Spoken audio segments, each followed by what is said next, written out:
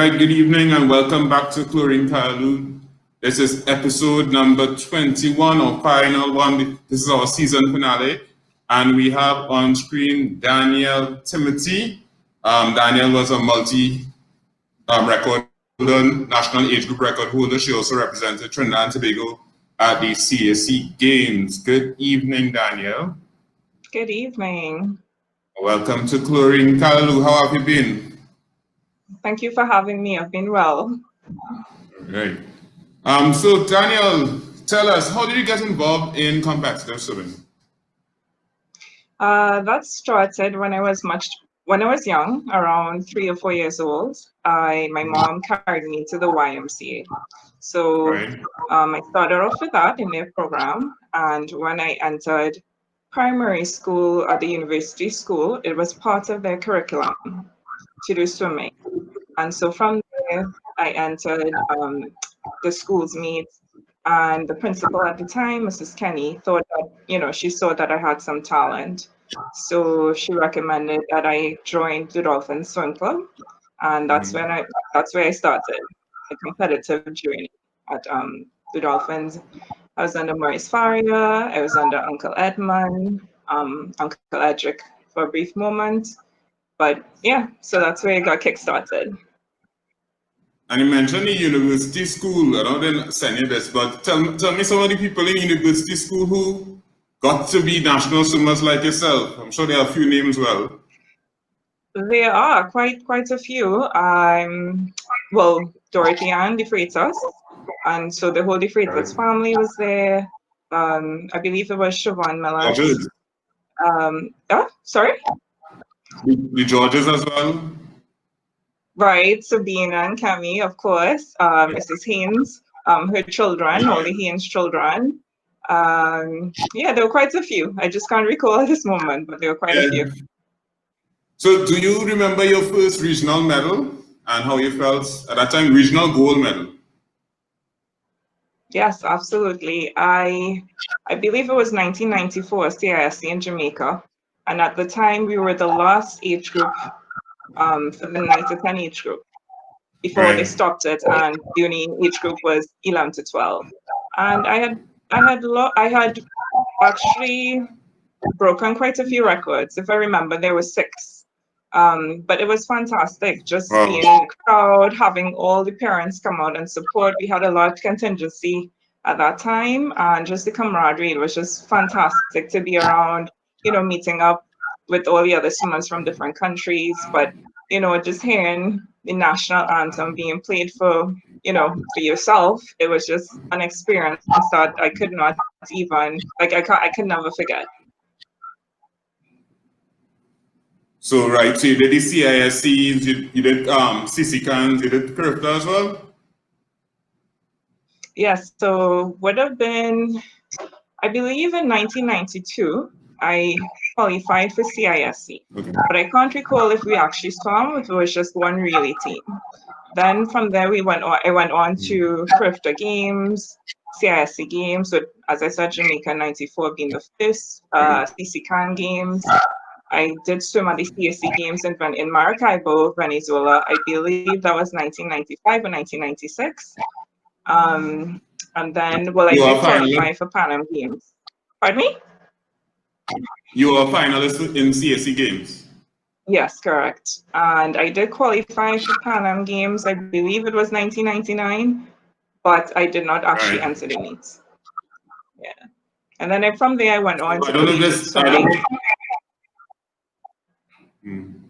So I don't know if this question may lead on from the Pan Am question, but do you have any regrets or disappointments in this sport, in your career? I think probably for a long time I would have said I wish I could have gone to the Olympics. That's obviously the ultimate goal for any athlete and any swimmer, but I can't say I have any regrets. Swimming was just an opportunity that is it's second to none. The relationships that are formed, the amount of, many places we got to travel, meet people from different cultures. Also it opened doors for, for me getting, I did get academic scholarships, but I also did get swimming scholarships. So those opportunities came because of swimming. even up to this day, like so many people that, have remained my lifelong friends, I'm just inspired by so many people I've met through the swimming fraternity, and it has allowed me to transition in different Right. aspects of the swimming, arena. So I have no regrets at all. And I always tell everyone, as a student athlete, it helps the discipline, which translates and carries on for the rest of your life. So no regrets. I thoroughly enjoyed it quite fondly. So I know now you're a medical doctor. It says the tenacity of swimming has helped you in your current career. Absolutely. Where do I begin? But yes, the discipline. Um, I just always remember, when you go on meets and you had a time to be down at breakfast and you had a time to be on a bus or else you get left behind or not be able to eat. So I think that translates for me where I'm always on time for work. I'm there before time for work. I work hard, and yeah, it just continues. You just have that work ethic is there. And yeah, and I just want to shout out all the former swimmers and around my time, that I think Sion Harewood, Shreese Bovell, Kevin Clifford, Melanie Johnsler, and whoever else I'm missing as well. Just shout out to you guys. In the next season, you'll have to pay for shout outs, sir. Oh, and how could I forget Chris Buffon, who does mental massage, because we work together. So shout out to you too and your lovely wife. It's a good thing I brought that up. You said you aquatic director at Packer Collegiate. Tell us what Packer Collegiate is and tell us that experience of being an aquatic director. Yeah, that was an opportunity that I just came to me. Well, so I went to undergrad. So my first university I attended was Dalhousie University in Canada. So after a year, Right. I did move over to St. Francis College in Brooklyn Heights, New York City. So Packer Collegiate Okay. is actually a primary school, high school that's on the other block, the block next to us, and they would often bring, especially during their summertime for summer camps, they bring their students across to St. Francis to have their summer camp be conducted there. So the opportunity opened up where, as a student and, at that time I was actually studying, well, no, I finished my master's degree, but I still remained in the area. I started working at Packer, so I was teaching biology, and then they approached me to just, be the aquatics director for the summer, which I did. And even when I returned to Trinidad in 2010 for medical school, they still wanted me to come back. So I did retain, I believe it was for 2 years, to continue that program until I couldn't do it because, I was consumed with medical school. But being aquatics director, what did that entail? That entailed writing programs for the different age groups, hiring lifeguards, hiring, making up making sure that safety was forefront. Just encouraging, parents to get involved, a lot of promotion, and yeah. And for me, I would always teach the age group between the 3 to 5 year olds because I love the babies. So yeah. So let's come back to Trinidad and Tobago a little bit. Growing up in swimming in Trinidad and Tobago, you had some athletes that you would have looked up to. Absolutely. Where do I begin? There's so many. When I entered swimming, it was Patricia Bartlett and Karen DeFatala because under Uncle Edmund, he realized, okay, I was close to like breaking a record. So I started looking at which swimmers held what records. And I believe Patricia Bartlett's record may have been my first record that I had broken, which was 100 freestyle. So yeah, so Patricia Bartlett, Kathy Fantala, of course you have Siobhan Cropper. I remember Raquel James. Yes, well you have Sangeeta Puri, Carrie Ann Gibbs. So many, and even internationally, you talk about Leah Martindale, Janelle Atkinson, of course Chantal Ross as well. She was in the same age group as I was, but she's just an amazing swimmer. And I would say like internationally, Of course, you always admire the swimmers who went to Olympics. So there was Christina Ekizaki from Hungary. So she was 14 years at the time, and I just thought that was so cool to be so young in the game. So, but there's so many more, and of course, I can't leave out the guys. So you had Stephen Otley, George Baval, Matthew Hui, just to name a few, Scott Seeley, and many others who would have You sound, inspired me, not just sound about like you're swimming. calling, Sorry?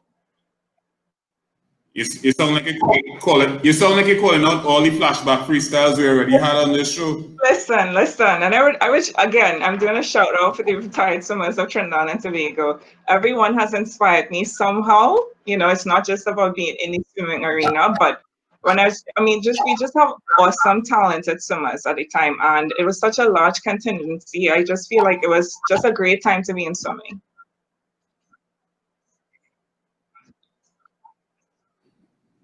So I think you may have mentioned it before, but why did you stop swimming?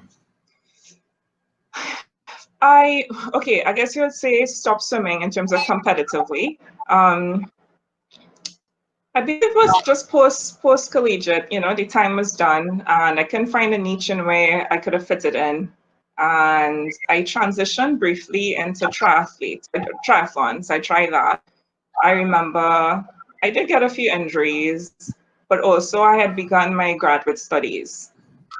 So there wasn't a lot of time Right. around that period. And then I started to work, and then I came back in 2010 to do medical school here and just didn't have time. I would have loved to, and yeah, I just didn't have the time. But I still tried to keep up with the swimming as much as I could have. But yeah, when when you're in school, it's sun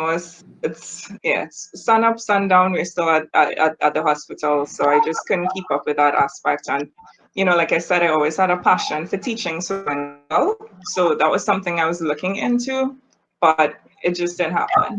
Yeah. Mm.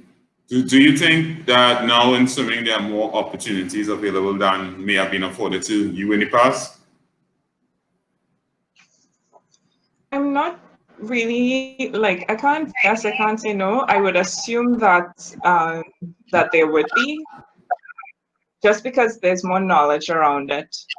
I Right. guess when 2017, when CCCAN games were held in Trinidad and Tobago, and I just decided, oh, let me just go and support and see what's going on, because I'd been out of the fraternity for so long. And first of all, I was just impressed with the facilities that was there. That would have been awesome, when we were swimming, because I remember when we go on, like, get chosen on teams to have that long course experience, we'd go to Marlin swimming pool. But now I guess, or I think most people, like, all the meets are there, and there are opportunities to train there, if I'm correct. So you have that. You have the facilities for water polo. I think there was what was it? The synchronized swimming. I think they wanted to introduce that in 2017, and there was a little demo group. So I think those were opportunities that weren't there at the time.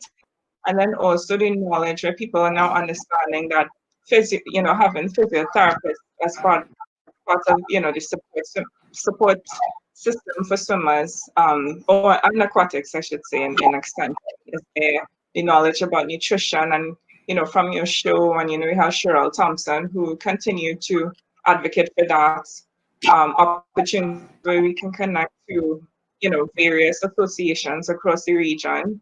I think it's much more. So I guess I should say yes. I would say yes. All right, Daniel, final word. Any message for Trinidad and Tobago that you have?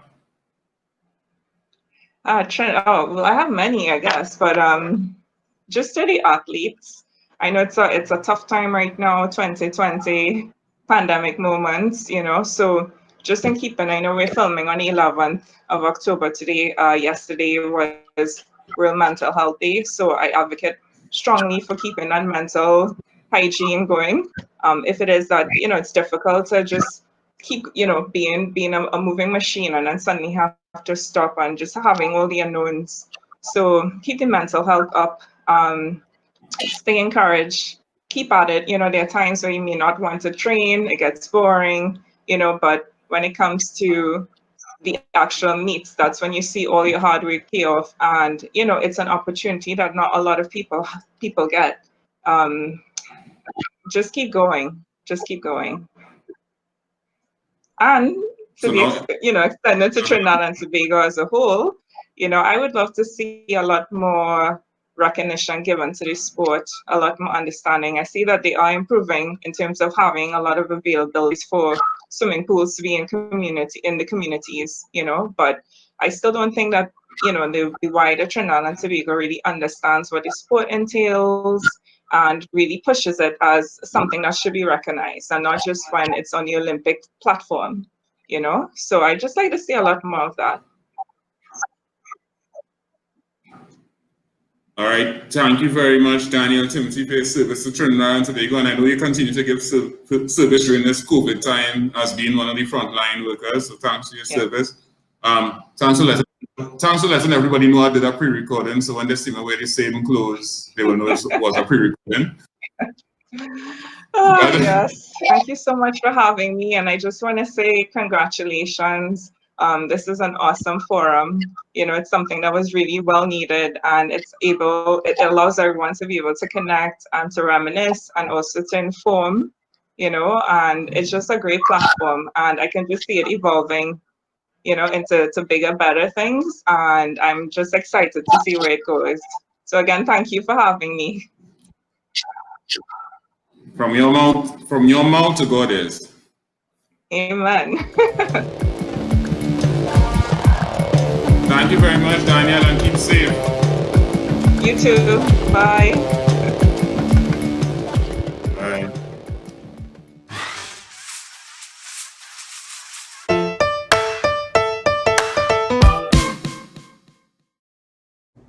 Alright, hi guys, it's Yav from Classic Bodies Wellness Clinic, the sport nutrition consultant, and it has been an amazing season on Chlorine Callaloo with our nutrition nuggets every Tuesday, and you know, we're just looking forward to speaking to you all more about all things sport, all things nutrition, all things aquatics. You know, we had some good discussions with Asia, who does the dry land dimensions, and we had some other good sessions speaking about some other things. And we're just looking forward to speaking to you guys again in the next season that's coming up soon. So, you know, I hope you guys don't drop off now that season is done and then don't start back, you know. But we really like having discussions with you all, and we're hoping that the next season will be filled with a lot of more information, a lot more interaction, and a whole new set of things to deal with, issues to raise, problems to solve, and just to get you all to be the best athletes that you can be, right? So remember to check us out upstairs, Center of Excellence, Makoya, and just, you know, any questions you'll have, hit us up on Instagram or on Facebook, and, you know, see you all next season.